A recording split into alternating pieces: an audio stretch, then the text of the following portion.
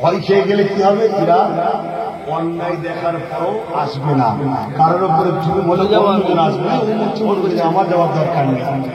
এই যে ছন্ন বিচ্ছিন্ন হয়ে গেছে আমরা, একে অপরের ডাকে পাওয়া যায় না, এটাই তো জালিমদের জুলুম করা সহজ।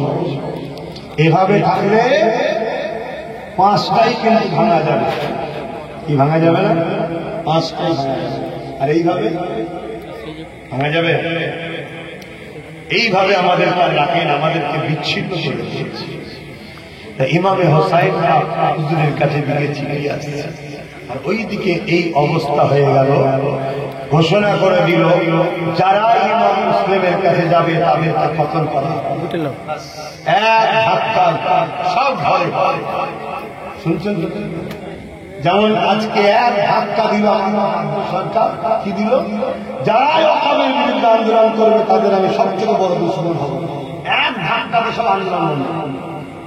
শুনছেন? মানে দুগলা মারা লোক মুসলমান হলে অরিজিনাল মুসলমান হলে, আরে তোর লাভ তো হুমকি, আমি সরে গেলে তোর অবস্থা বুদ্ধদেবের মতো হয়ে যাবে। কি হবে না? হবে না? আমরা আছি বলে তো টিকে আছিস, আমরা সরে গেলে কুকুরও বুঝবে না। মুসলমান, বাংলার মুসলমান, তোমাদেরকে আল্লাহ শান করেছে। যার দাড়ি পাল্লাই হতো তারই পাল্লা ভারী হয়। বুদ্ধদেবের পাশ থেকে সরে গেছিল বলেছিল না, বাংলাদেশ জমি দিবা সরে গেছিল। কি হলো? দাদাগিরি ঠান্ডা হয়েছে না? এর এখন দাদাগিরি হয়েছে।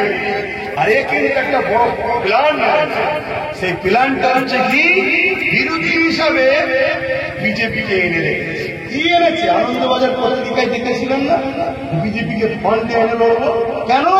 মুসলমানের শুনি আমি যত খারাপ ব্যবহারই করি না কেন, মুসলমান বিজেপির ভয়ে আমার কোনোই থাকে।